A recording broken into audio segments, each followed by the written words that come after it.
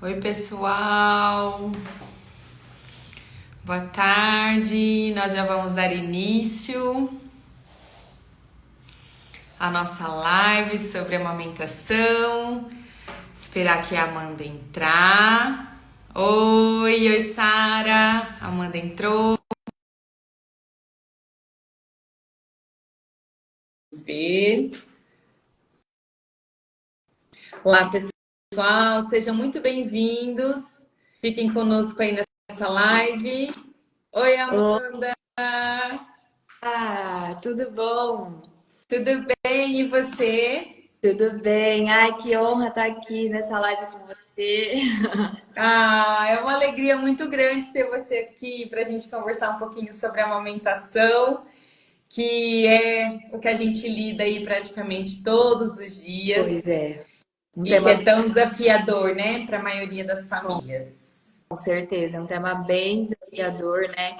E que a gente vê que envolve tantas variáveis, infelizmente ou felizmente, né? Porque a gente precisa sempre tentar entender, mas é importante fazer isso para trazer conteúdo de qualidade, principalmente nesse mês tão importante, né? Que a gente está atualmente. É isso aí. Ó, eu queria que você se apresentasse um pouquinho para quem está Claro. aqui ouvindo a gente, para quem vai ver a live depois, falar do seu trabalho, conta um pouquinho para gente. Meu nome é Amanda, obviamente, gente, eu sou de Araçatuba, na verdade, eu sou fono materno infantil, eu atuo exclusivamente com bebês e crianças, a área da minha maior é com amamentação, disfunções orais, pré-nulunipal, sou pós-graduada em fono pediátrica, que envolve introdução alimentar e amamentação também. E atualmente eu estou atuando aqui no Espaço Polo, aqui na cidade de São José do Rio Preto, com as meninas, e eu atuo nessa área tão, eu falo que é tão delicada, tão complexa que é a amamentação. E estou aqui compondo esse time maravilhoso, que são as meninas e o pessoal todo do Espaço Polo. Ai, que bom. É uma alegria ter você aí com a gente, trabalhando com a gente, dividindo o mesmo espaço. Uma profissional tão maravilhosa, tão competente e que a gente precisa tanto, né, nessa área. Ainda somos poucos profissionais, né? Físios, fonos, ainda temos poucas para Exato. atuar nessa área. É muito complicado isso, porque até o conhecimento de entender o que faz com um bebê tão pequeno, o que a fono faz com um bebê tão pequeno ainda falta, tanto para os pais e até para profissionais da saúde. Então eu sempre brinco que os pais chegam em mim e falam assim, por que eu vou levar meu bebê tão pequeno na fono? Ele não fala ainda, né? Então, ainda é uma área muito nova, dentro da fonoaudiologia, a atuação dentro com os bebês tão pequenininhos na área de amamentação. E é tão importante a gente disseminar essa informação, porque, poxa, a gente atua com isso, a gente sabe o quanto a nossa junção de fono pode salvar uma amamentação, né? E a gente tentar ao máximo trazer essas questões para os pais terem conhecimento, porque além de ter pouco profissional, tem pouco acesso à informação desse tipo de conteúdo, né? Isso mesmo. Eu, enquanto consultora de amamentação, eu ainda encontro pessoas que me perguntam, né? Mas consultora de amamentação, para que é? Para que serve? O que faz? Onde vive? O que come uma consultora de amamentação? Exato. Então, ainda é um assunto que a gente precisa disseminar. Mas você falou uma coisa que é muito importante, e aí eu queria começar por aí, né? Quando que a gente precisa encaminhar um bebê para fono infantil? Então vamos falar daquele bebezinho que saiu do hospital, acabou de nascer, a mãe começou a amamentar e está ali enfrentando alguns desafios. Então eu, enquanto consultora de amamentação, fui lá, atendo essa dupla, ajusto pega, ajusto posicionamento, né? Dou as orientações ali para a mãe, mas ainda essa mãe tem dor, mesmo com o ajuste, essa mama tá fissurada. Quando que eu encaminho? Essa hora eu encaminho? Encaminho antes, depois? Onde você entra nesse rolê? Sim, eu sempre falo também, por exemplo, até o tema que a gente vai abordar aqui, que é essa primeira semana, e eu até me falo sobre o primeiro mês, que é tão desafiador para a mãe, juntando o puerpério, o aprendizado da amamentação. Porque é um aprendizado. O bebê, ele suga lá no intraútero desde a 30ª semana de gestação e até antes. Só que ele tem essa coordenação aí a partir da gestação. Só que mamar é diferente de sugar. Por quê? O mamar envolve um binômio, né? Então, a mãe e o bebê envolve um fluxo de leite, um tipo de mamilo, um manejo específico. Então, muitos pacientes chegam para mim da consultora porque falam exatamente isso. Mãe, eu já fiz tudo, essa mãe tá com o manejo perfeito. Ela consegue pôr bem esse bebê, ela sabe exatamente o que fazer. O fluxo dela tá adequado, o mamilo, não tem nada que me chama atenção, porque, como que a gente falou, tem muitas variáveis, né, que podem interferir tanto positivamente quanto negativamente dessa amamentação, mas mesmo assim, tudo flui. Olha, não tá indo. A mãe sente dor, o bebê não tá ganhando peso, o bico tá sendo amassado. Então, quando a gente olha aquele bebê com aquela pega perfeita, a gente precisa imaginar que tem muitas coisas acontecendo ali dentro que a gente não consegue ver, né? Que podem causar disfunções, né? Então, assim, o que o bebê está apresentando é um sinal pra gente. Então, seja os estalos, seja a mordida durante o mamar, seja baixo ganho de peso. E o que essa mãe está apresentando durante o mamar também é um sinal pra gente. As dores, as fissuras recorrentes, porque, por exemplo, quando uma mãe fissura o seio logo no começo, a gente pode sempre recomendar, né, a questão do manejo da cicatrização, que é a laser terapia, algumas coisas ali para ajudar. Mas se isso permanece recorrente, a gente precisa atuar na causa. Por quê? As fissuras e as dores é uma consequência. A gente precisa entender a causa, o que está acontecendo ali dentro, nessa boca, nessa língua, durante a extração, que está impactando fato durante a extração ali do leite. Isso. E só fazendo uma observação, Amanda, é por isso que quem me procura fala, Natália, eu queria só o laser. Não existe só o laser. Porque é complexo, a gente precisa olhar a mamada como um todo. Então não adianta eu ir lá na mãe, vender lá sessões de laser e ficar só aplicando laser se eu não ajusto, né? Se eu não ajusto esse bebê, essa pega, esse posicionamento. Então são muitos ajustes, né? Por isso que o laser, ele é um coadjuvante, mas ele não é o protagonista. Exato, ele ajuda ali na consequência da coisa e não da causa, né? É igual quando a gente pega um bebê, por exemplo, a gente sempre pergunta, mama bem nas duas, qual que é a percepção da mãe? Aí uma mama na posição normal e a outra só na invertida. Ou seja, o bebê tem ali dificuldades de permanecer posicionalmente nas duas mamas. Ele precisa se adaptar para mamar em um dos seios. Então, a gente favorecer adaptações e posições diferentes para aquele bebê é a gente atuar na consequência. Qual que é a causa? Por que aquele bebê não consegue pegar na posição tradicional, por exemplo, nos dois seios? Precisa ter um motivo. Porque o bebê que vai mamar bem, ele mama bem em qualquer posição, né? Seja na cavaleiro, que é a sentadinha, seja na invertida, seja na tradicional. Então, se a mãe tem que fazer muita adaptação, alguma coisa pode estar acontecendo. Seja o corpinho, que é o que você atua, maior parte, ou seja nessa boca. Então, a gente sabe, né, que na maternidade é lei, é direito o teste da linguinha, né? E é obrigatório, o bebê tem que ser submetido à eleição da língua para ver se está tudo bem com essa língua tem mobilidade.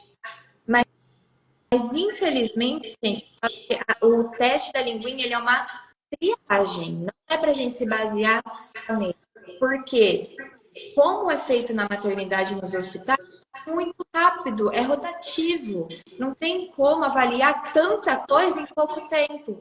Então, os bebês que chegam para mim, a sua pergunta, quando encaminhar para mim? Quando suspeita, né? Porque a consultora também tem um olhar de, já fiz tudo e alguma coisa está errada. E aí a gente vai observar outras questões, além do mamar, né? Então, será que o bebê está respirando de boca aberta? Será que esse bebê está engasgando muito? Porque a gente precisa olhar todas as funções orais que aquele bebê está atuando e fazendo naquele momento para a gente entender se é alguma questão anatômica, se é alguma questão muscular, que a físio e a fono vão atuar juntas. Porque o bebê mama não só com a boca e com a língua, e também com o corpo. Por isso que essa atuação em conjunto é tão importante. Então, a gente se complementa, eu falo isso, né? Não tem como. Isso mesmo. Ô, Amanda, então, aquele bebê que nasceu, que passou pelo teste da linguinha no hospital, que deram o ok, falaram que estava tudo bem. Esse bebê ainda tem chance de ter um freno do lingual alterado? Tem.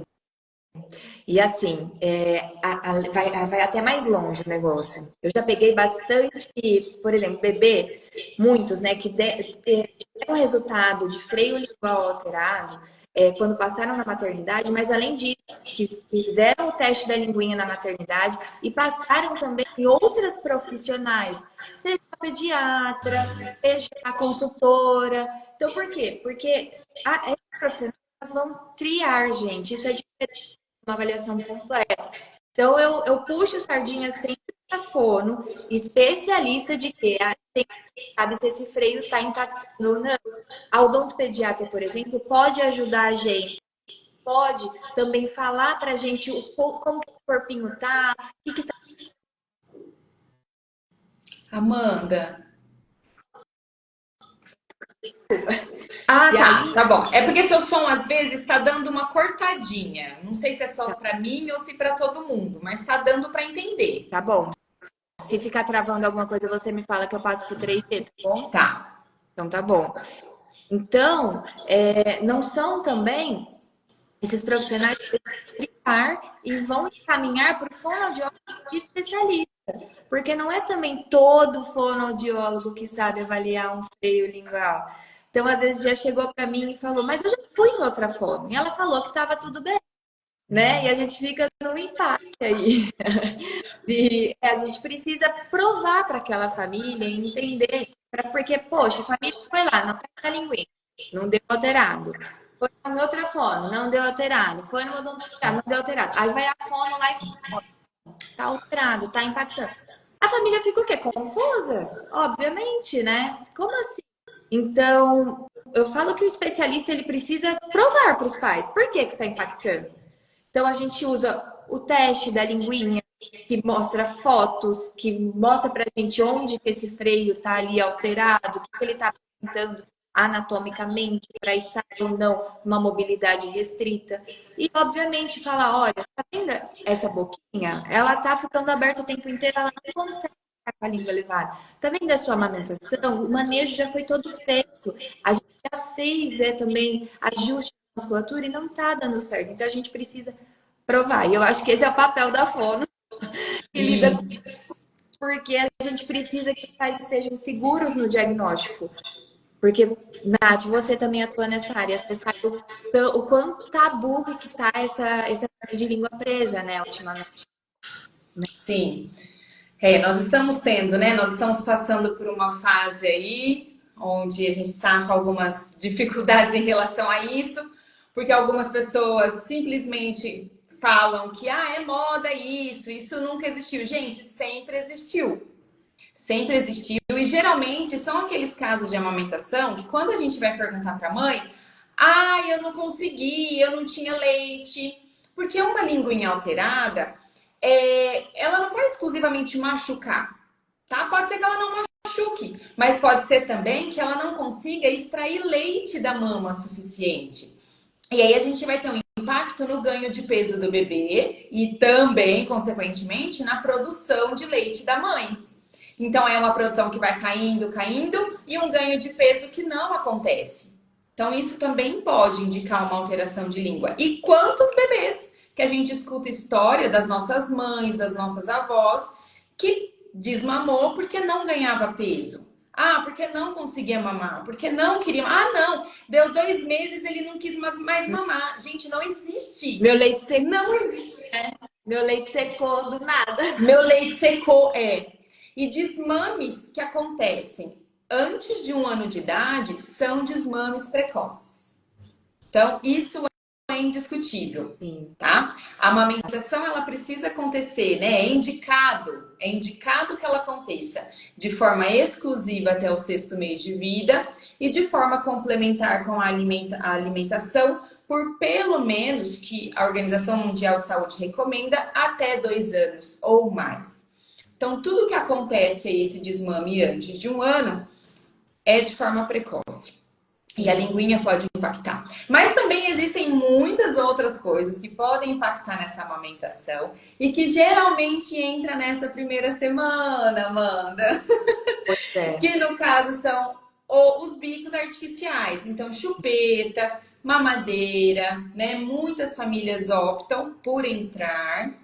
E aí, quando eu chego para dar atendimento nessas famílias, eles falam assim: ai, Nath, eu vou te falar uma coisa, você não vai gostar. Eu acho até que você vai ficar brava, mas eu já dei chupeta. E aí, gente, não é questão de ficar brava, de não gostar. A questão eu vou explicar para a família o tamanho do impacto desse bico na amamentação. E aí a família precisa colocar na balança, né? Qual a sua expectativa em relação à amamentação? Ai, não, eu quero amamentar de forma exclusiva, quero ir, né? Certinho, de forma exclusiva até o sexto mês, complementar, né? Até 2 anos ou mais. Olha, então o bico tem esse impacto, né? Então eu queria que você falasse um pouquinho sobre o impacto dos bicos artificiais na gente, No no estabelecimento. movimento, na mobilidade da sucção. O que que isso altera? Assim, eu falo que na primeira semana é muito complexo, porque, igual a gente comentou, tem esse período de aprendizado, tanto da mãe quanto do bebê. Então, esse primeiro mês que está sendo estabelecido, o bebê, ele nasceu sabendo sugar, mas lembrando, ele ainda não sabe mamar. Então, qualquer coisa que possa confundir ele ali, já pode prejudicar. Então, por que que pode confundir? Gente, o movimento que o bebê faz no seio é totalmente diferente do movimento que o bebê faz na mamadeira.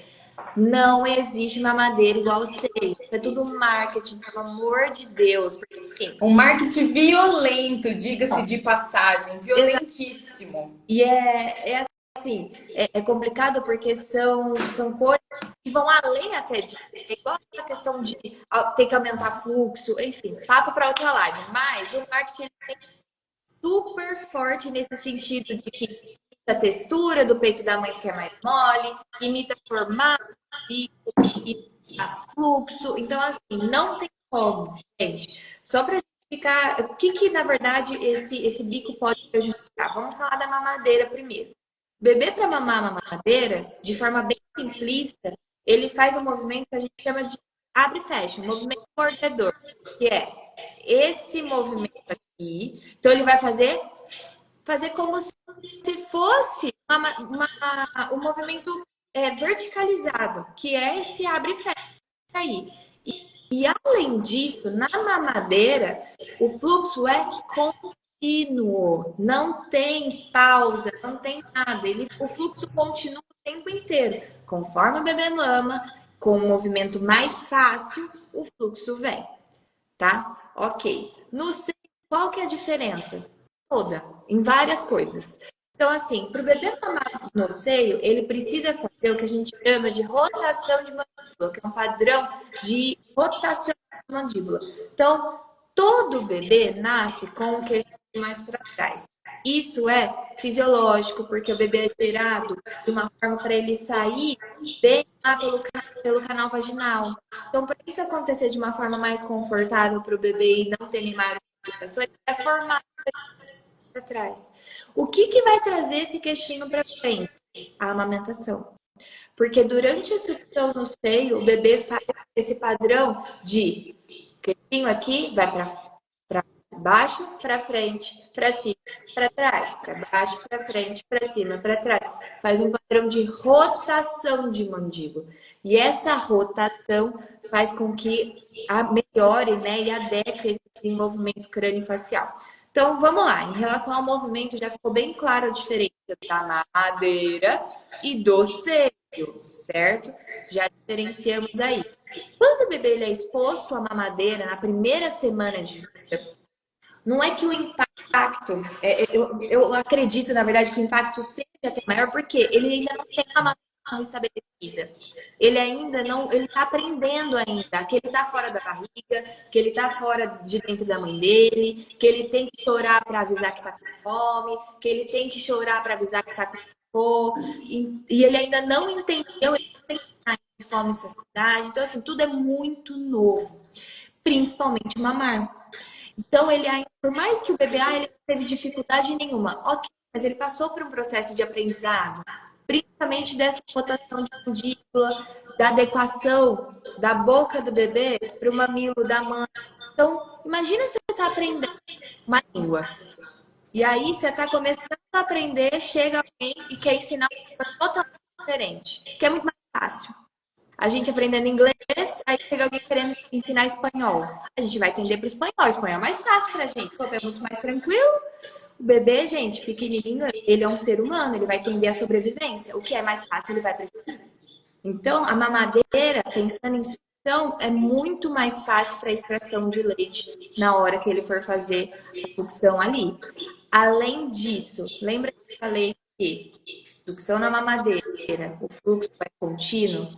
Na mãe, não é contínuo, tá? Ora vai vir mais, ora vai vir menos. Ora o bebê vai ter que ficar ali sugando só para avisar o corpo. Ó, corpo, tô aqui, manda leite, quero mais.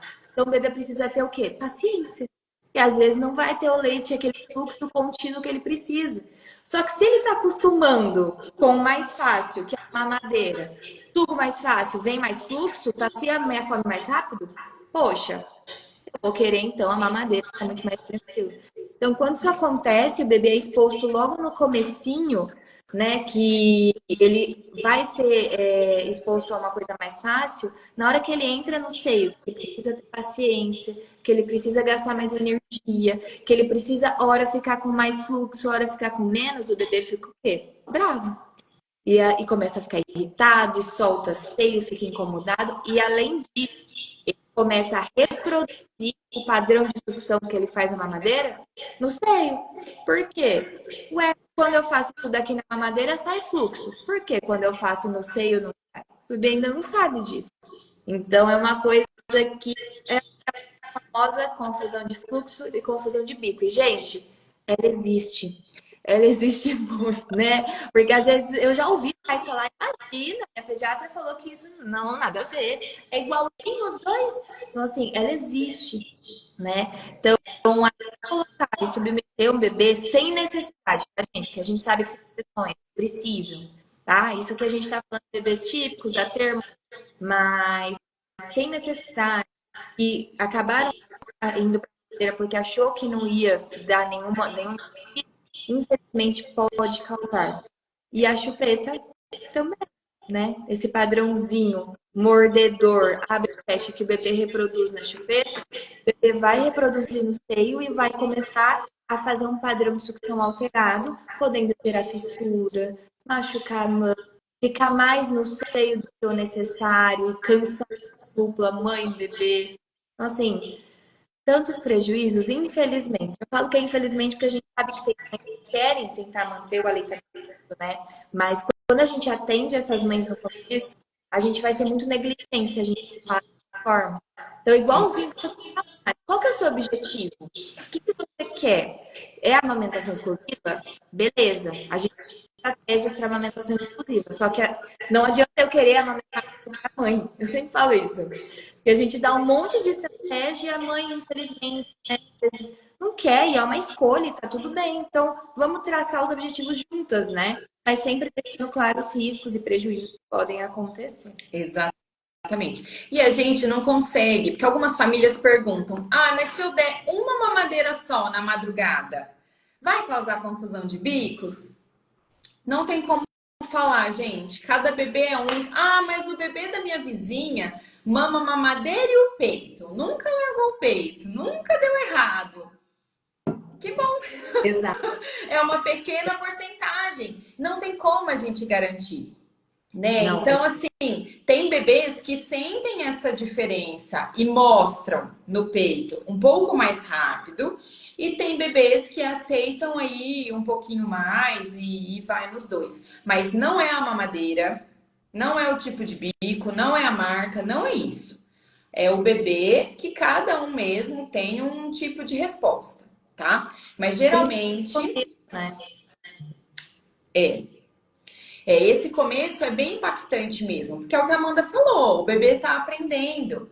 E uma outra coisa, Amanda, que eu vejo nas mães, e nós estamos numa era de mulheres muito ativas, que trabalham fora, que são independentes, que têm controle, um certo controle da vida financeira, da vida profissional, da vida como um todo.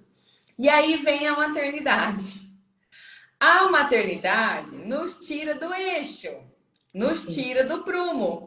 E na maternidade a gente não tem controle de nada. E aí, o que que elas falam, né? Ah, mas quando eu dou a mamadeira, eu vejo que ele mama tantos ml. E quando ele vem pro peito, eu não sei quanto que tá mamando. Isso me deixa aflita. Sim.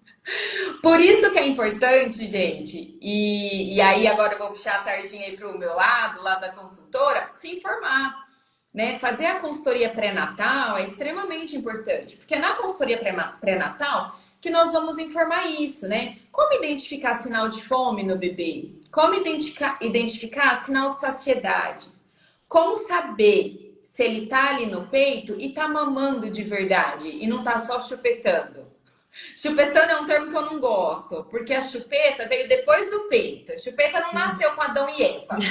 Então, então o bebê não chupeta o peito. O bebê faz sucção nutritiva, que é quando ele está engolindo, e sucção não nutritiva, que é aquela sucção um pouquinho mais suave, que não tem como objetivo ali extração de leite, né? E não tem aquela deglutição de grande volume de leite.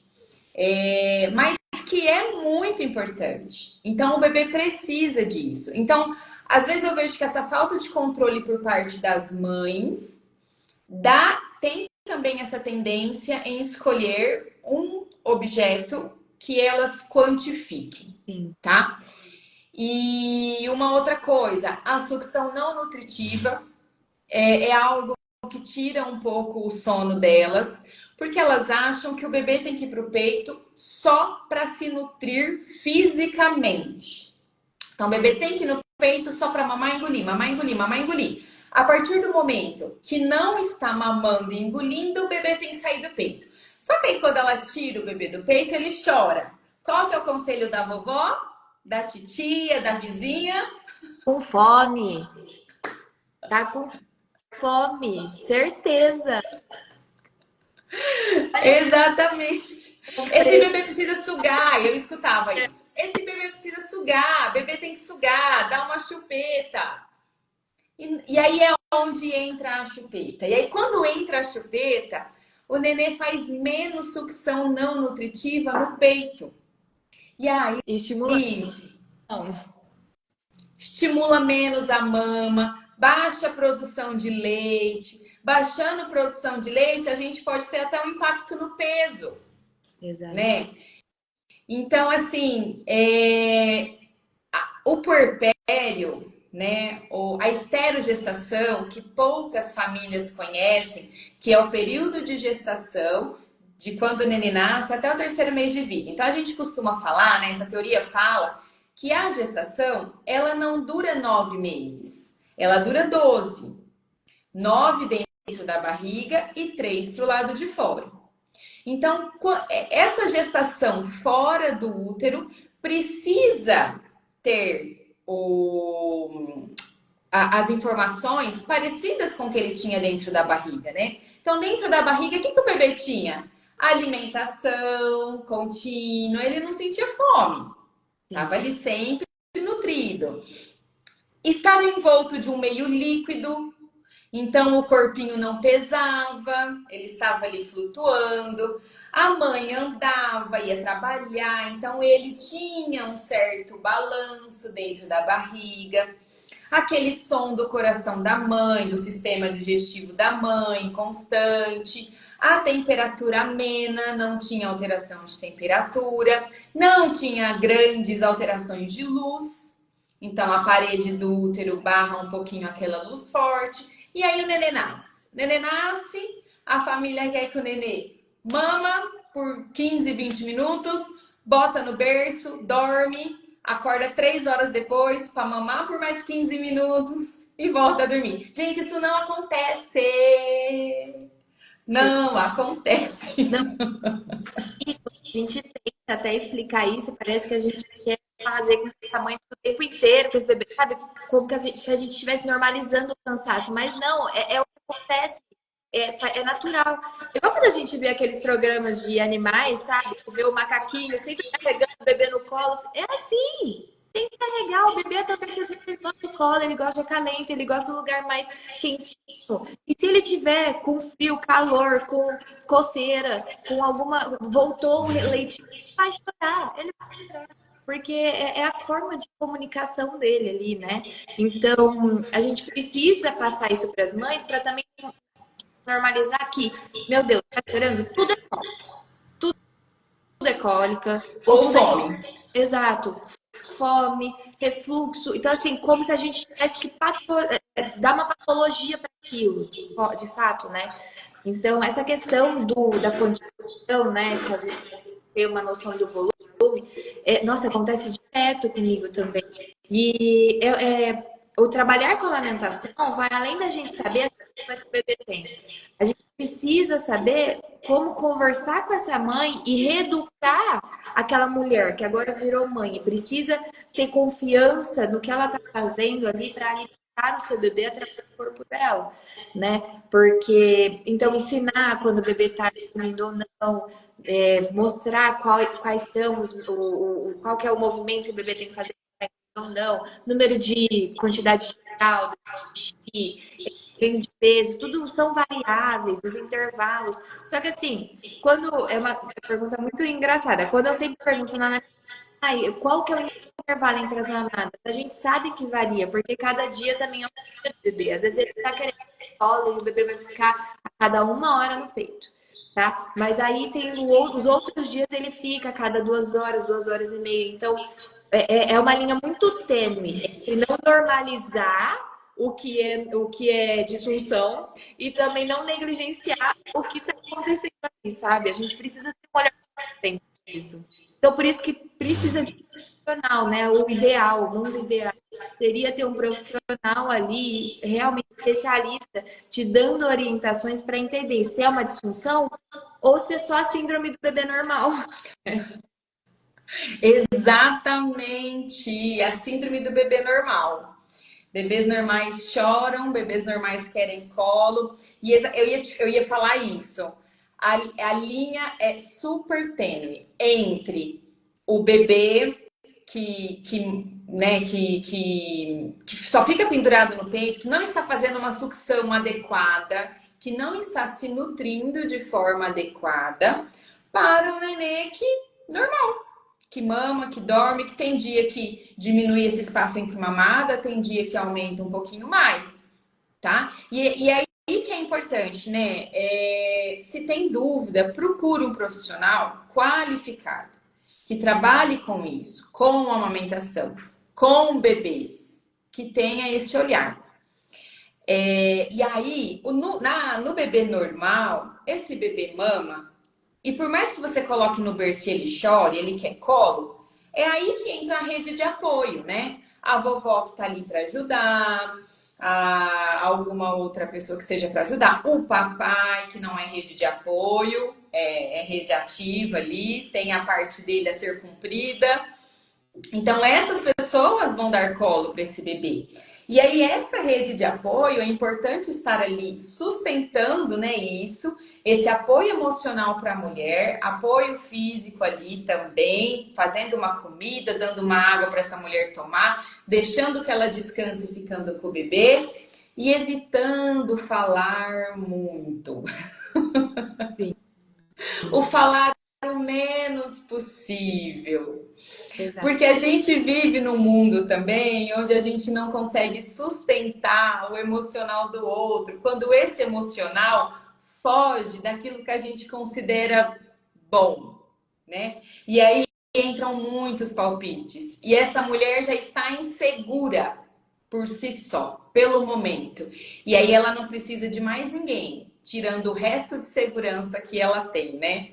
Então, essa rede de apoio também, ela precisa ser muito refinada, muito sutil, onde eu auxilio, mas sem desestimular, sem prejudicar ainda mais essa relação mãe-bebê que está se formando, gente. Porque o bebê é um desconhecido, é um estrangeiro que chega na nossa casa e a gente tem que aprender a língua que ele fala. E não E não é do dia para noite. Não é do dia para noite, exatamente. Todo mundo ali está se conhecendo, porque o marido começa a conhecer a mulher como mãe, a mulher começa a conhecer o marido como pai, e tem o bebê que ainda está totalmente novo ali, e eles não, principalmente pais de primeira viagem, né? E é tudo tão novo. E aí as pessoas que eram para ser, às vezes, apoio, podem, eles vão na maior boa intenção, só que assim, às vezes pode atrapalhar, porque, gente, a pessoa que amamenta, é ela que tem que escolher se ela quer ou não. É ela e o bebê, os dois. Então, assim, vocês têm que respeitar a vontade dessa pessoa, porque é ela que está disposta a passar por isso e a querer lutar por isso. Então, a ajuda que você pode oferecer é sempre cozinhar, deixar o café pronto, sabe? Arrumar a cama, arrumar a casa, pegar o bebê depois que ele mamou e não dar chupeta escondido, não dar mamadeira escondida, entendeu? Porque assim, isso é muito passar por cima da vontade da pessoa que tá querendo de verdade, a mãe ou o pai, os dois, né? O casal como os dois estão querendo. Então é complicado a pessoa que chega ali para tentar ajudar e acaba estressando mais a mãe, gerando mais pico de cortisol e te desestimulando também essa questão do estresse emocional que a gente está passando de monte naquele momento tão novo, tão delicado.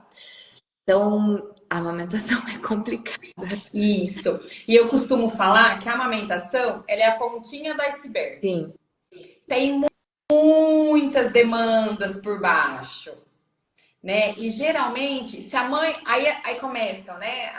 Os palpites. Se a mãe tá cansada, aí é por causa da amamentação. Se tivesse dando uma madeira, não tava tão cansada assim. Se o nenê chora, é a fome. Então, gente, a amamentação, ela leva muita culpa das coisas, quando não é. E não é à toa que nós temos um mês inteiro para falar de amamentação. exato. Porque por mais que para mim é comum, para você é comum, né, falar de amamentação e saber o que envolve a amamentação, para a grande maioria das pessoas, não. Sim. E a grande maioria das pessoas não se prepara. E as mulheres que, quando engravida, vão se preparar, elas estão se preocupando bastante com o parto e esquece da amamentação. E a amamentação vai demandar mas muito mais do que o pós-parto, mas muito mais. Porque o parto é um evento, acabou, foi. E, nossa, é exatamente ontem, que foi o Dia Mundial da Amamentação, né? Teve uma chuva aí de posts muito legais sobre. Eu li uma coisa que é realmente muito verdade, né? De uma mulher que postou que conseguiu amamentar, infelizmente, falou. O pensamento era como algo tão intuitivo, que era para ser intuitivo, pode ser tão desafiador e tão assim difícil, né? Então é um desafio. Então tem mães que ficam nesse desafio por muito tempo, lutando, lutando, lutando. E a gente, como profissional que atua com as dificuldades nisso, sabe o quão difícil pode ser. Até porque a gente está aqui para ajudar nisso. E, ai, meu Deus, na minha época não tinha nada disso. Gente, no passado, tinha qualquer dificuldade, ia pra mamadeira. E aí culpava a mãe, igual a Nath já comentou. Porque ai, a mãe não sabia pôr, o leite era fraco, a mãe não sabia pôr no peito, o leite não sustentava, o leite secou, o peito era pequeno, entendeu? Então sempre culpava a mãe de no passado de não dar certo a amamentação. E hoje a gente sabe que Tem questões da mãe que podem influenciar? Com certeza, tá? Também não é só uma ou outra, é uma dupla. É uma chave e uma fechadura. A gente precisa entender o que está dificultando essa chave e fechadura. Mas hoje a gente olha com um olhar muito também focado no bebê. Porque muitas vezes a dificuldade não está na mãe, tá no bebê. Porque o bebê é o ser ali para conseguir fazer uma boa extração também. Mas também não é só avaliar um ou avaliar outro. E não é culpa de um e nem culpa de outro. A gente não é culpa de ninguém. Ninguém tem dificuldade. E aí a gente precisa tirar essa culpabilização de um dos dois e tentar entender o que está acontecendo. Porque, infelizmente, não é que, como todo mundo fala, que é só botar no peito. Para algumas mães até é, né? Para algumas mães até acontecer. É fácil, no sentido assim, tem dificuldade. Mas para muitas, assim, para várias que a gente acompanha, né? Que sempre chega pra gente, tem alguma queixa, sempre que eu tô atendendo, a mãe comenta, nossa, mas eu tô com uma amiga que também tá de perder uma situação. Parece que, parece não, as mães estão tentando cada vez mais e com isso as dificuldades que às vezes poderiam ter sido desaparecido, porque a gente é uma madeira logo no início, elas continuam acontecendo porque a tentativa pela está muito mais forte hoje. Pela rede de apoio, que é muito mais cobrada de uma forma certa, pelos profissionais que podem assistir essa mãe e esse bebê. Então, a porcentagem de aleitamento materno exclusivo subiu muito nos últimos tempos. Então, isso é uma coisa que a gente precisa também levar em consideração. E não foi só porque, na minha época não tinha nada disso, porque isso não era tratado e já era desistido logo no início. Hoje não. Hoje tenta com unhas e dentes, né? Eu falo que não é atendimento de amamentação, você estiver ali suando tentando fazer dar tudo certo. Exatamente. Antigamente também não tinha os smartphones. Hoje ninguém mais vive sem. Exato. Então as coisas acontecem justamente para melhorar, para facilitar, né? Para auxiliar a gente. Então nós profissionais estamos aí para ajudar mesmo nesse processo que não tem nada de instintivo, nada, nada. Algumas conseguem seguir, né, sozinhas aí, de forma mais leve, mas é a minoria. A minoria passa a amamentação assim, sem perrengue.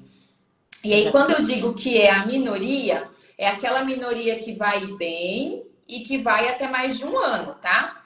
Aquelas que, meu bebê desmamou com 4, 5 meses, algo aconteceu. Pode não ter sido identificado, mas algo aconteceu. Exato. E aí a gente precisa deixar claro, igual a gente estava comentando, do que é normal e o que não é. Então, gente, não é normal sentir dor para amamentar. O peito não vai calejar. Não é assim que funciona, né? Então, a gente não pode normalizar a mãe ter dor para alimentar o seu bebê. Não. Está doendo, alguma coisa está acontecendo. Não é normal o seu bebê ficar horas no peito o tempo inteiro. Isso ser um padrão. Então, meu bebê, toda vez que ele mama 1 hora seguida. Não é normal. Não é normal seu bebê mamar de hora em hora o dia inteiro, todo dia.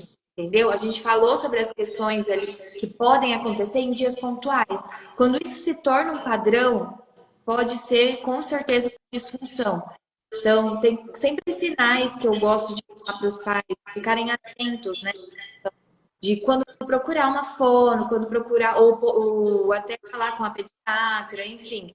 Então, as covinhas, o bebê fazendo esse afundamento desse músculo aqui durante uma mamar. Muitas mães chegam para mim e acham que é normal. Quando eu falo, você sempre fez essa covinha? E acham que é normal, né? E é porque os estalos também acontecer não é uma coisa normal, precisa avaliar o peso, a dor, o seio sair amassado, ou seja, mudar de formato. O bebê entra no seio, o bico tá redondinho, na hora que sai todo amassado. Alguma coisa tá acontecendo. E eu acho que principalmente nessa questão do seio amassado, é interessante a gente ter sempre uma físio com a gente, porque, ó, 97% dos meus casos vai para físio, não tem como. Bebê mama com a boca, com a língua e com o corpo. Não adianta eu ir lá trabalhar essa boquinha se esse corpinho não tá respondendo bem. Gente, já passou a época que a gente pensava na gente como segmentos, tá? A gente é um ser integral, tá tudo correlacionado. Então, eu acho legal até, Nath, você falar um pouquinho pra gente do seu trabalho como filho, né? Atuando na amamentação, e o quanto que a gente pode se complementar aí nessa atuação. Exatamente. Então eu, como físio, né, quando eu vou atender uma dupla, uma mãe e um bebê, para ver a amamentação, eu sempre avalio o bebê as questões básicas, né, a sucção, a pega, mas eu vou avaliar os reflexos e vou avaliar como é que tá, por exemplo, a articulação de pescoço. Porque para mamar, o nenê precisa muito dessa área. Então, se tá com alguma disfunção, alguma restrição de movimento, obviamente eu já vou atender ele mesmo. E aí eu sempre pergunto para a mãe, né? Como é que esse bebê ficou na barriga? Ele ficou sempre na mesma posição? Ele encaixou muito cedo? Ele ficou sentado, né? E não virou de cabecinha para baixo? Como é que foi o parto? Né? Precisou fazer força, puxar o bebê para nascer, tudo isso impacta. O corpinho do bebê é algo muito sensível, né? É muito sutil e sente mesmo. Sente da forma que ele ficou no útero, sente o nascimento e o corpo responde de uma maneira defensiva. Então a físio ela atua para ajustar esse corpinho, harmonizar esse corpinho. E quando a gente harmoniza o corpinho, o bebê consegue se ajustar melhor no colo da mãe e mamar melhor, fazer uma mamada mais efetiva. Então, eu hoje sendo consultora de amamentação e fisiopediátrica, fisioinfantil, para mim assim, eu não consigo separar um e outro, sabe? Uhum, É no mesmo atendimento o sim. que eu tenho que fazer. Tanto as orientações e as intervenções como consultora, como as intervenções como físio. Sim, não, aí a gente pensa quando coloca esse bebê bem posicionado, a mãe tá pegando bem e posicionando, mesmo assim esse bebê gera compensações, ombrinhos levantados, eu não consigo ficar confortável, tem a preferência por seio, que é uma coisa também que é um sinal de alerta muito importante. O bebê, ele não tem preferências ainda, ele não tem É, essa cognição ainda para perceber o que eu prefiro e o que eu não. Ele ainda está aprendendo tudo.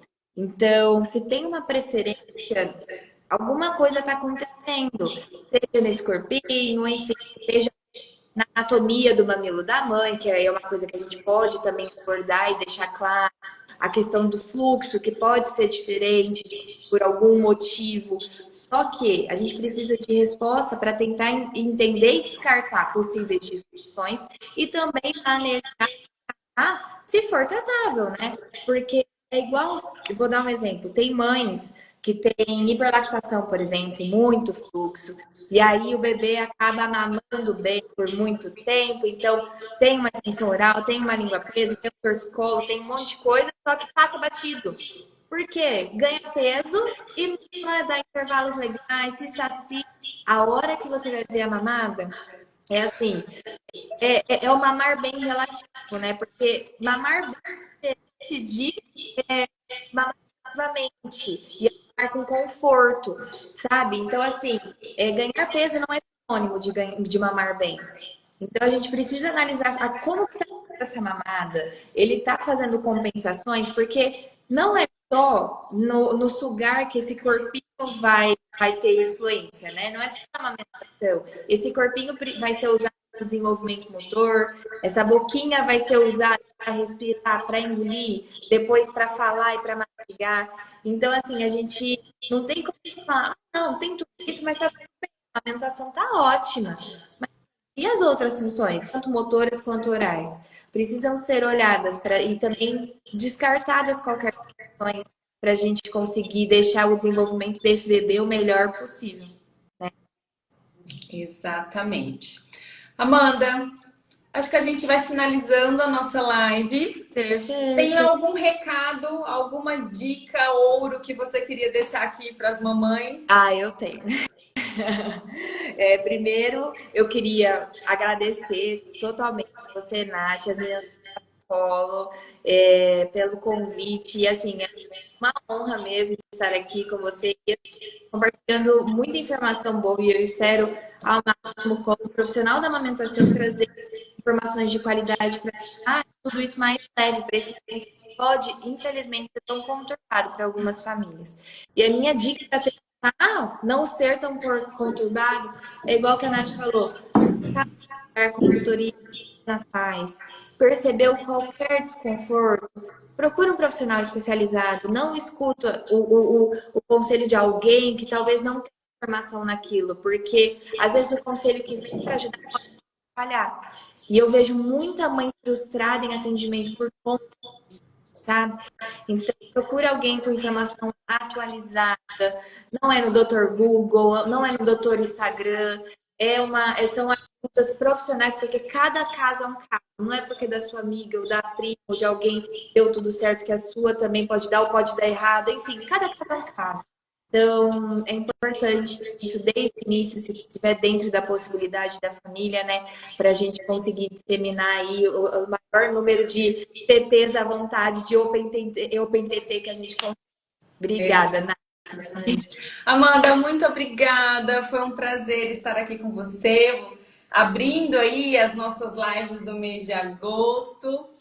Muito obrigada, obrigada pela parceria, pelo trabalho incrível que você faz. É uma alegria aí ter você aqui, ter você como parceira de trabalho, tá bom? Obrigada, eu que estou adorando. Muito, muito, muito obrigada mesmo. Gente, um beijo. E se ficou alguma dúvida ainda na live, comenta aqui embaixo, manda depois nos nossos directs, que a gente vai ter o maior prazer em esclarecer, tá bom? Um beijo.